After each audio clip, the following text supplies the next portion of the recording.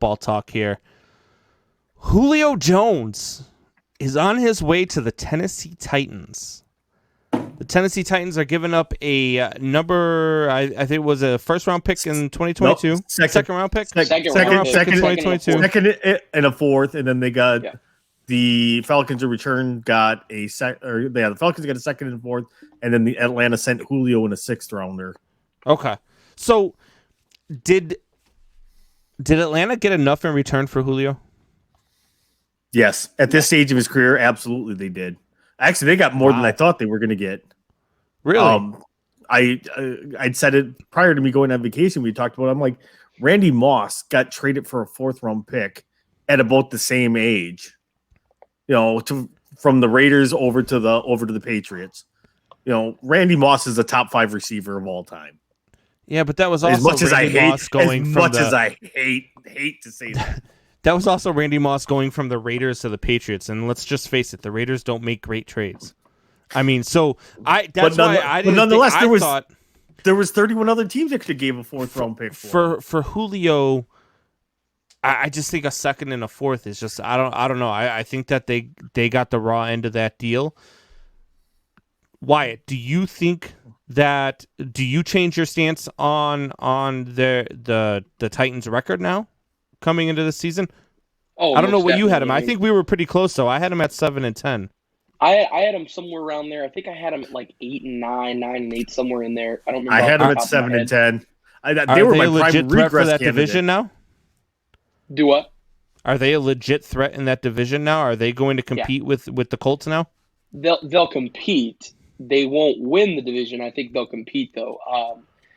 Adding Julio Jones is a all-time talent at wide receiver, and whether if he is at the beginning or the end of his prime, in the middle, either way, he's going to be a dominant receiver on the field. It's just him. It's just who he is. He is for his size and for his speed. He is something that an athlete we have not seen other than maybe Calvin Johnson. He's of that standard of athlete, I think. So Julio Jones is one of those guys where he is going to succeed anywhere, and he's going somewhere where there's only one other wide receiver option in A.J. Brown. If Corey Davis can succeed there, then I can guarantee you that Julio Jones will succeed there.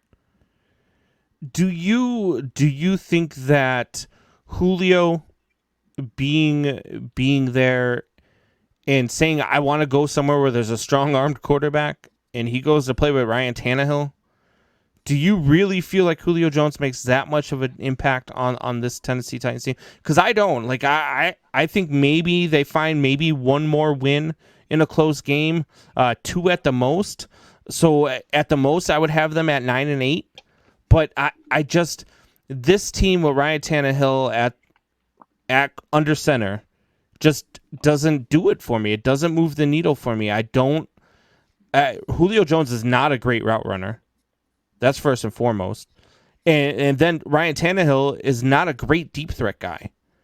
He's not a guy who's going to beat you downfield and throw the ball 60 yards downfield on a dime to Julio Jones and A.J. Brown.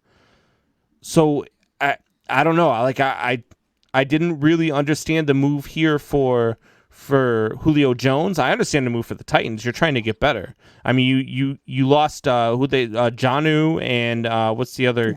They lost another wide receiver, Corey Davis. So they lose 2 guys and they pick up Julio Jones, which is definitely an improvement from either one of those 2. But I don't know. I don't like the fit. I'm not a big believer in Ryan Tannehill. I don't believe he's the guy that can get it done. I just believe he's a slightly better version of Nick Foles, if you ask me, is what he is. He's done well in Tennessee, but I think a lot of that has been because of King Henry. Tori, do you think that the Titans are a legit threat in the South now? Do you think they're a playoff team now? Because I think we all kind of agreed that they are like the prime candidate to be like the regression team this year. Yeah. I think I believe I had them at 7-10, and max value. potentially this pushes them to 10-7, which may or may not be good enough to win the AFC South. And maybe in the AFC, that's not going to be good enough. And if you don't win your division, 10-7 is not getting you into the playoffs. I mean, Jesus, the Not in the Dolphins AFC, Dolphins went 11-5 last year and missed the playoffs. So I don't think 10-7 gets you into the playoffs, but it could be good enough to win that division to get them there. It could.